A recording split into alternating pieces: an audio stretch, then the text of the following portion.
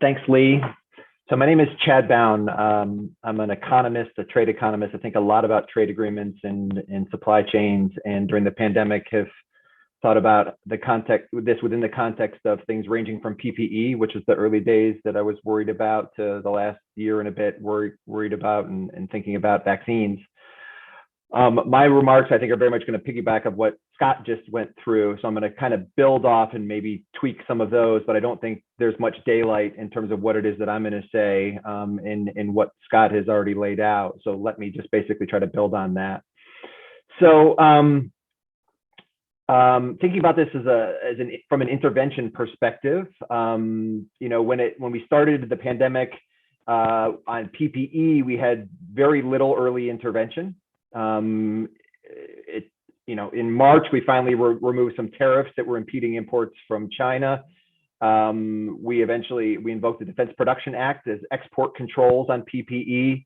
And over the course of 2020 and even into 2021, we've built out the supply chain for PPE through industrial policy, but that took a very long time to get going and was very much sort of after the fact, and the worst days had passed of the PPE shortages.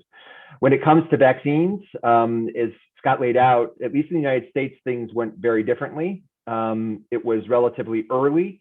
There was a diverse portfolio of candidates that were funded through Operation Warp Speed. It was relatively big. Investments were made at risk to get the manufacturing process up and running before the regulators had even authorized things. Some of the funding was given to vaccines that never made it through the regulatory process, and that's a good thing. We wanted to sort of over diversify there.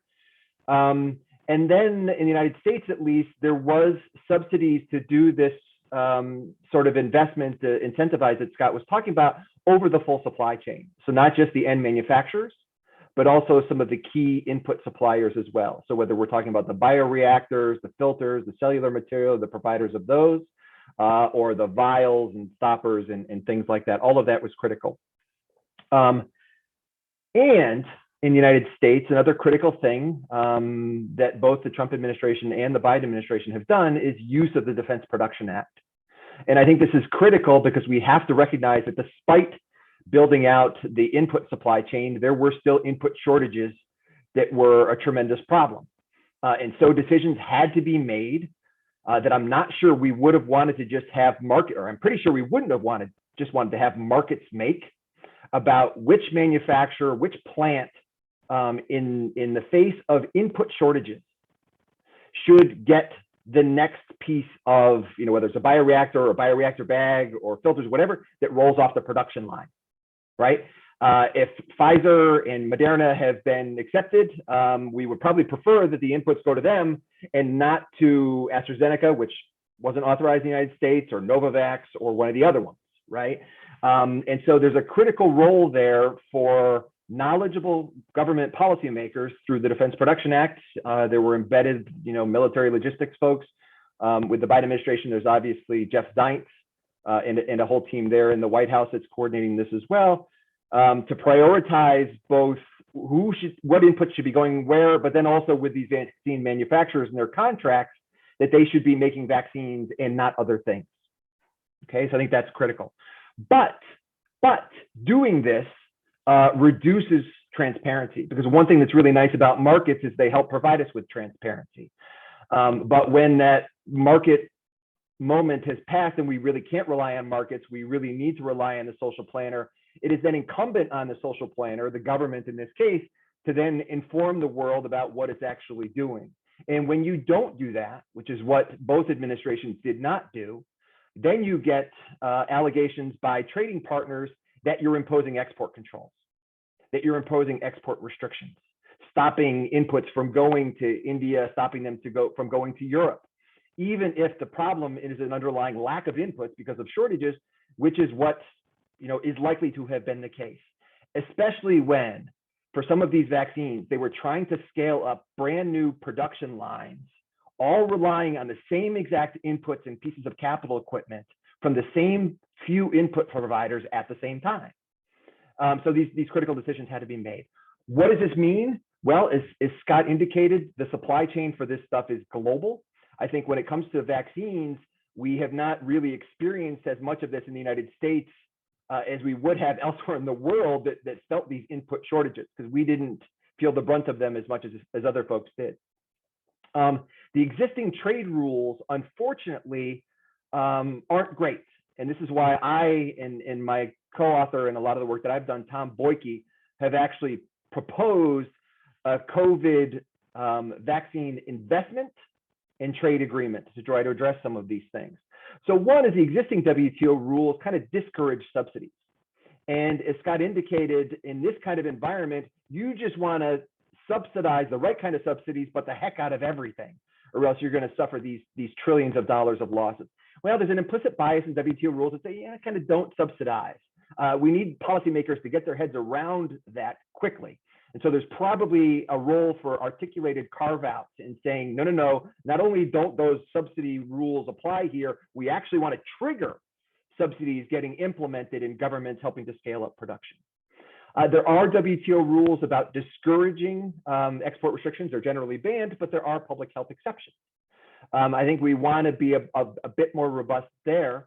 But at the same time, we have to also recognize that in many of these instances, the trade that's happening here is oftentimes, whether it's vaccines or some of these inputs, largely not happening through market conditions, right? We want governments to help being directing where these inputs are going, or it's really the governments that have been purchasing the vaccines. So kind of saying, well, we want to prevent export restrictions on vaccines is kind of a pointless exercise, because no government has made an explicit ban on exports of vaccines. It's just they bought all the supplies themselves, right, and not allowed any to go down. So we have to think harder about some of these rules. Okay, what else do we need? That as I've and others have observed, we need a lot more investment than what we saw, including over the full supply chain. The trickiness, though, is what happens when the key inputs that you need that need to be scaled up are located in a foreign country, and you can't subsidize them if you're a government because they're not within your jurisdiction. This is why we need this trade agreement to be more than a trade agreement, to be an investment agreement as well, to coordinate these subsidies across countries so that they scale up the entire supply chain. I think if you'd given European government policymakers that were relying on inputs coming out of Merck Millipore or Sativa or one of these input providers in the United States, the capacity to subsidize those American firms in the way that Scott had indicated, so they build out another product line, maybe they would have done so, right? The problem is we just don't have the instruments to do that, but you need it in a trade agreement. We need a lot more transparency on vaccines and available inputs. We learned this lesson in the 2008-2010 period in agricultural products, when we had the commodity price spikes and lots of countries imposing export restrictions. The G20 developed this thing called the AMIS, the Agricultural Market Information System, that helped quell the fears this time around during the pandemic of food shortages when countries started to impose export controls. We need something similar in the medical supply space, especially for vaccines and inputs, to discourage hoarding, to discourage overbuying, for fear that, well, we really lack information as to what's going on and we want to protect ourselves. That really distorts things as well. But then finally, we're going to need administrators to help deal with the inevitabilities that we're going to sometimes run into these input shortages. So in the United States, again, DPA, you had logistics experts, you've had Jeff Zients and the White House team kind of shepherding this, but we kind of need to scale that up globally, right? Over the just last week or 2 weeks ago, the US and the EU finally formalized their joint vaccine task force. Since March, Zients and the European Commissioner, Thierry Breton, have been coordinated on their vaccine supply chains across the Atlantic. But obviously these things are global. We need to bring India into the mix, obviously Switzerland, UK, and stuff as well, to help those flows of inputs that aren't going to be necessarily left to markets, but are going to be suffering from supply shortages, and to deal with those. All right, I think that's all I have for now, but I'd be happy to take any questions. Thanks for the opportunity to join you.